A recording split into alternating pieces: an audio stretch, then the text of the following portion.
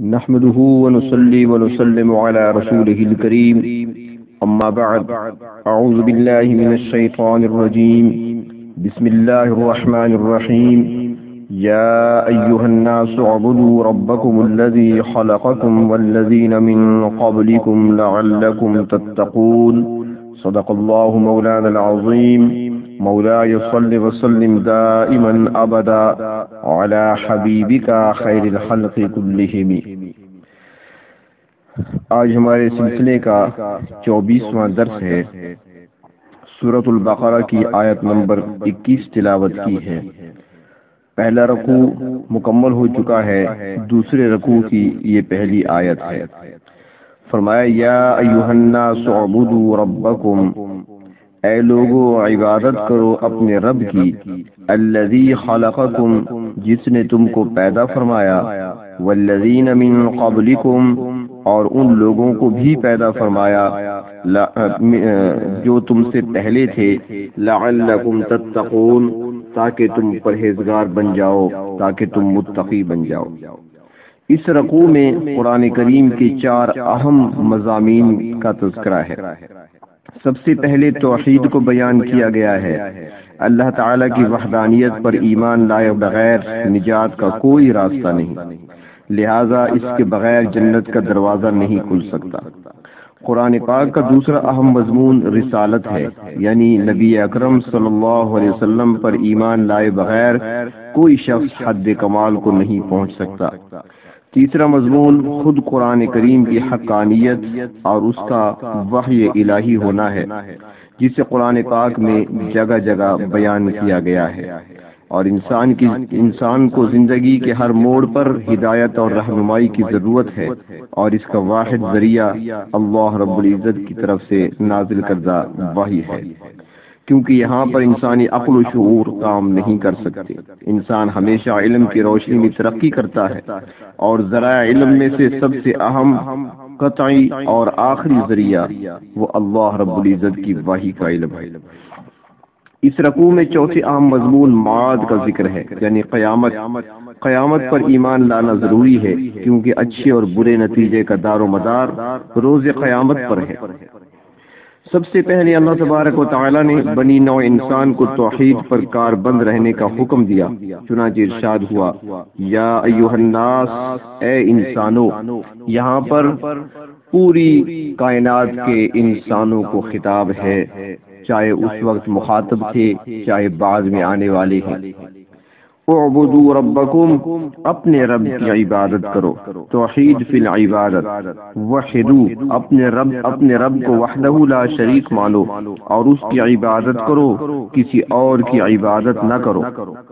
گویا اللہ تعالیٰ نے سب سے پہلے توحید جیسی سب سے اہم انسانی ذمہ داری کا ذکر کیا ہے، کیونکہ اس سلسلے میں اکثر لوگ غلطی میں مبتلا ہو جاتے ہیں۔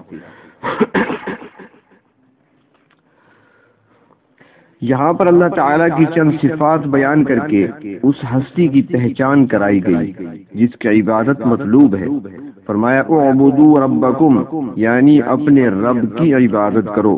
رب خدا تعالیٰ کے سوا اور کوئی نہیں، وہی انسان کو پالنے والا ہے۔ انسان زندگی کی ترقی اور بقا کے تمام اسباب مہیا کرنے والا اللہ ہی ہے انسان کے لیے۔ انسانی وجود سے باہر جتنی بھی نعمتیں ہیں وہ بھی اللہ تعالیٰ کی پیدا کردہ ہیں۔ یہاں پر اللہ تعالیٰ کی دوسری صفت خلق بیان کی گئی ہے، الذی خلقکم۔ انسان کو سب سے پہلے اور سب سے بڑی نعمت جو میسر آتی ہے وہ اس کا اپنا وجود ہے، اس لیے فرمایا اس ذات کی عبادت کرو جس نے تم کو پیدا کیا۔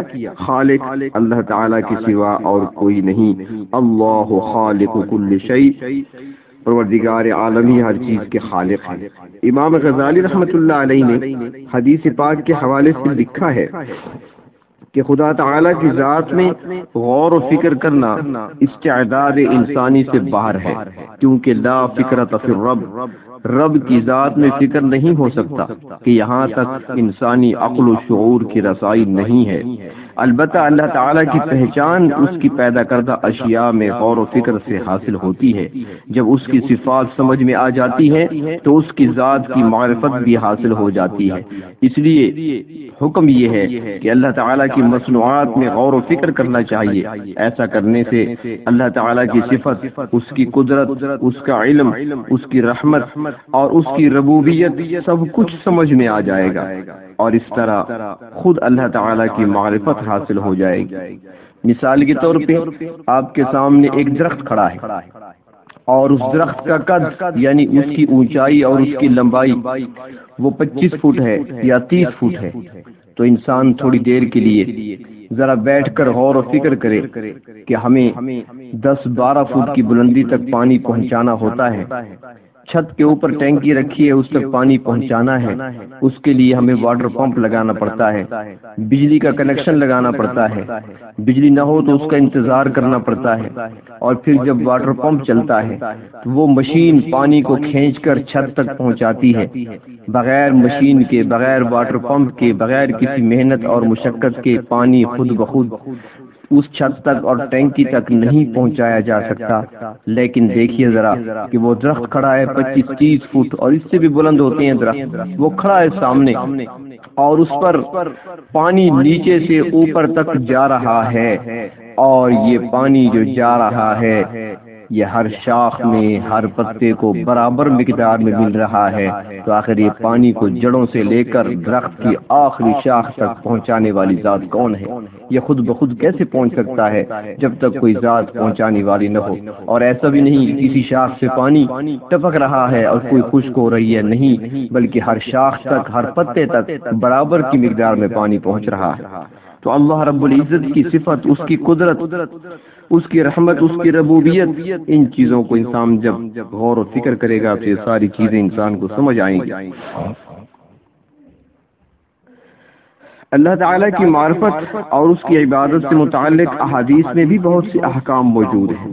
ترمذی شریف اور مسند احمد میں روایت موجود ہے کہ اللہ تعالیٰ نے حضرت یحییٰ علیہ السلام پر وحی نازل فرمائی کہ لوگوں کو ان باتوں کی تبلیغ کرو۔ سب سے پہلی بات یہ کہو کہ ان تعبدوہ ولا تشرکوا بہ شیئا، اے لوگوں اللہ تعالیٰ کی عبادت کرو اور اس کے ساتھ کسی کو شریک نہ بناؤ، کیونکہ اس کی مثال ایسی ہے کہ جیسے کوئی شخص غلام خریدے، روپیہ یا سونا چاندی غلام خریدنے پر خرچ کرے، پھر اس غلام کو کام پر لگا دے، اور غلام مزدوری کر کے جو معاوضہ حاصل کرے وہ اپنے مالک کی بجائے کسی دوسرے شخص کو دے دے۔ فرمایا اس قسم کے غلام سے کون راضی ہو سکتا ہے کہ اس کا مالک وہ ہے، اس کی خوراک یا لباس اور رہائش کا بندوبست وہ کرتا ہے، مگر غلام دن بھر کی کمائی مالک کی بجائے دوسروں کو دے آتا ہے۔ فرمایا ایک مشرک کا حال بھی یہی ہے کہ تمام نعمتیں اور ان کے اسباب اللہ تعالی نے مہیا کیے ہیں، مگر وہ تعظیم غیر کی کرتا ہے۔ یہ مشرک اس نمک حرام غلام کی طرح ہے جو اپنی کمائی دوسروں کے گھر میں ڈال آتا ہے۔ الغرض فرمایا رب تعالیٰ کی پہچان نشانیوں سے ہوتی ہے۔ یہاں پر اللہ رب العزت کی دو صفات بیان ہوئی ہیں، صفت ربوبیت اور دوسری صفت خالقیت۔ علماء نے لکھا ہے، تفسیر ابن کثیر جلد اول میں ہے کہ ہارون رشید نے ایک مرتبہ امام مالک رحمت اللہ علیہ سے پوچھا کہ اللہ تعالیٰ کی ہستی اور اس کے وجود پر کوئی دلیل تو بتائیں۔ انہوں نے جواب میں فرمایا کہ انسان کی مختلف بولیاں، مختلف آوازیں، مختلف لب و لہجے اور مختلف نغمے خود اللہ تعالیٰ کی وحدانیت کی دلیل ہیں۔ دنیا میں ہزاروں بولیاں بولی جاتی ہیں، کیا یہ وجود الہی پر کچھ کم دلیل ہے؟ اسی طرح تفسیر ابن کثیر جلد اول میں یہ بھی موجود ہے کہ امام اعظم ابو حنیفہ رحمت اللہ علیہ سے متعلق ہے کہ ایک مرتبہ دہریوں اور زندیقوں کی ایک جماعت آپ سے مناظرہ کرنے کے لیے حاضر ہوئی۔ ان کا دعویٰ تھا کہ اللہ تعالیٰ کا کوئی وجود یا ہستی نہیں ہے، بلکہ کائنات کا یہ نظام خود بخود چل رہا ہے۔ جب انہوں نے امام صاحب رحمت اللہ علیہ سے گفتگو کرنی چاہی تو آپ نے فرمایا کہ میں تو ایک معاملہ میں غور و فکر کر رہا ہوں اور بات میری سمجھ میں نہیں آ رہی۔ مجھے بتایا گیا ہے کہ سامان سے بھری ہوئی ایک کشتی خود بخود دریا میں چل رہی ہے، اس کو چلانے والا کوئی ملاح نہیں ہے، مگر یہ پانی کی موجوں کو چیرتی ہوئی چل رہی ہے اور واپس آ رہی ہے، اس کنارے پر کبھی اس کنارے پر سواریاں بھی لے جا رہی ہے، سامان بھی لے جا رہی ہے۔ تو وہ کہنے لگے یہ کس قدر بے عقلی کی بات ہے، بھلا کون عقل مند کہہ سکتا ہے کہ کشتی بغیر کسی چلانے والے کے خود بخود چل رہی ہے۔ یہ سن کر امام صاحب فرمانے لگے تم پر افسوس ہے، جب ایک معمولی کشتی چلانے والے کے بغیر نہیں چل سکتی تو تمام کائنات اور جو کچھ اس کے اندر ہے، کیا یہ نظام خود بخود چل رہا ہے؟ کوئی اس کا نگران نہیں ہے۔ اس حاضر جوابی سے تمام دہریے تائب ہوئے اور امام صاحب رحمت اللہ علیہ کے ہاتھ پر ایمان کی دولت سے مشرف ہوئے۔ کسی نے امام شافعی رحمت اللہ علیہ سے پوچھا کہ حضرت وجود الہی پر کوئی دلیل لائیں۔ اتفاق کی بات کہ اس وقت سامنے شہتوت کا درخت تھا۔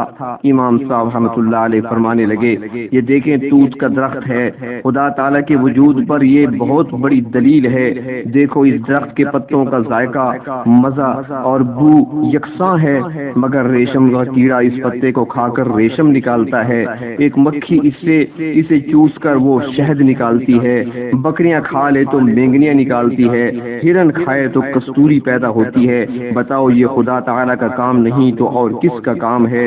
چار مختلف چیزیں ایک ہی پتا کھاتی ہیں اور ان سے مختلف چیزیں نکلتی ہیں۔ یہ میرے پروردگار کی قدرت تامہ کا شاہکار ہے کہ چاروں چیزوں کو الگ الگ پیدا کرتا ہے۔ امام احمد رحمت اللہ علیہ سے کسی نے یہی سوال کیا، فرمانے لگے کہ انڈا ایک کلا کی مانند ہے، اوپر سے سفید اور چکنا اور اندر سے سونے کی طرح زرد ہے، کوئی سوراخ اس میں نہیں، کوئی اس کے اندر درز نہیں پائی جاتی، اس کے اندر کوئی راستہ نہیں ہے، لیکن دیکھتے ہم کہ وہ بند کلا نما انڈا اچانک پھٹتا ہے تو اس میں سے سننے والا اور دیکھنے والا چوں چوں کرتا ہوا ایک خوبصورت جانور اندر سے نکلتا ہے۔ تو یہ خدا تعالیٰ کی قدرت کے سوا اور کیا ہے؟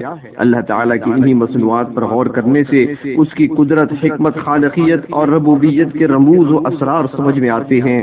لہٰذا اگر خدا تعالیٰ کی صفت سمجھ میں آ گئی تو پھر عبادت بھی ٹھکانے لگے گی۔ کسی نے جنگل میں کسی چرواہے سے پوچھا تھا کہ تم سارا دن جنگل میں جانور چراتے ہو، یہ بتاؤ کہ کیا خدا تعالیٰ کے بارے میں بھی یقین رکھتے ہو کہ اس کائنات کو چلانے والی کوئی ہستی، کوئی ذات بھی ہے؟ وہ چرواہا کہنے لگا ہاں ضرور ہے، یہ نظام کائنات ایک ذات چلا رہی ہے جسے ہم اللہ کہتے ہیں۔ تو پوچھنے والے نے پوچھا تمہارے پاس اس کی دلیل کیا ہے؟ تو وہ دلیل جواب میں کہتا ہے کہ بھائی میں نہ کسی مدرسے میں کبھی گیا ہوں، نہ میں کسی ادارے میں پڑھا ہوں، نہ میں کوئی عالم ہوں، نہ مفتی ہوں، نہ میں پڑھا لکھا ہوں، لیکن اتنی سی بات ہے میری زندگی اسی جنگل میں گزری ہے، میں جنگل میں بکریاں چراتا ہوں، لیکن یہاں پر میں روز دیکھتا ہوں کہ مینگنیاں پڑی ہیں تو اندازہ ہو جاتا ہے کوئی بکری گزری ہوگی، یہاں پر لیڈ دیکھتا ہوں تو سمجھ لیتا ہوں کہ اونٹ یا گھوڑا یا گدھا یہاں سے گزرا ہے، کہ کسی انسان کے قدم کے نقش دیکھتا ہوں تو میں پہچان لیتا ہوں کوئی انسان یہاں سے گزرا ہے۔ اے پوچھنے والے، جب یہاں پر کسی انسان کے پاؤں کا نقش خود بخود نہیں آ سکتا، یہاں پر مینگنی بکری کے آئے بغیر نہیں آ سکتی، یہاں پر لید کسی جانور کے گزرے بغیر نہیں آ سکتا، تو یہ کائنات بغیر کسی ذات کے خود بخود وجود میں کیسی آ گئی؟ تو اس لیے اس کائنات کو کسی نے بنایا ہے، کوئی اس کے نظام کو سنبھال والا، کنٹرول کرنے والا اور چلانے والا ہے، اور جو ذات اس کو چلا رہی ہے، جو اس کی خالق ہے، جو اس کی رب ہے، اسی ذات کو ہم اللہ کہتے ہیں اور اسی کی عبادت کرتے ہیں۔ کسی نے سوال کیا تھا ایک مرتبہ کسی اللہ والے سے کہ پروردگار عالم کی ذات اگر موجود ہے تو پھر وہ نظر کیوں نہیں آتی؟ تو اس نے فوراً کہا سامنے سورج چمک رہا تھا، انہوں نے فرمایا کہ ذرا سورج کی طرف دیکھو، وہ اوپر آنکھ اٹھا کر پھر نظر جھکا دیتا ہے، فرمایا ذرا اچھی طرح دیکھو، وہ کہنے لگا دیکھا نہیں جاتا، روشن ہے، آنکھ میری ٹکتی نہیں ہے سورج پر، نہیں دیکھ سکتا۔ تو فرمانے لگے بیٹا تو سمجھ لو کہ جب تم مخلوق کو نہیں دیکھ سکتے تو پھر خالق کو کیسے دیکھو گے؟ سورج تو ایک مخلوق ہے، جب سورج کو تم نہیں دیکھ سکتے تو پھر سورج کے پیدا کرنے والے خالق کو کیسے دیکھو گے؟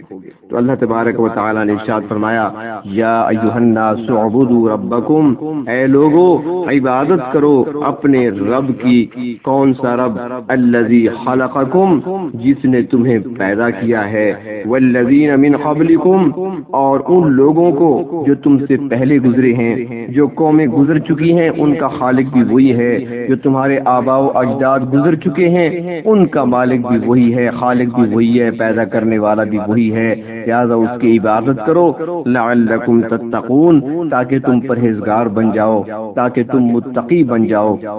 اس سے آگے اللہ رب العزت نے کچھ اور دلائل بھی دیے ہیں اپنی توحید کے، انشاءاللہ ان کا بیان کل ہوگا۔ وآخر دعوانا ان الحمد للہ رب العالمین۔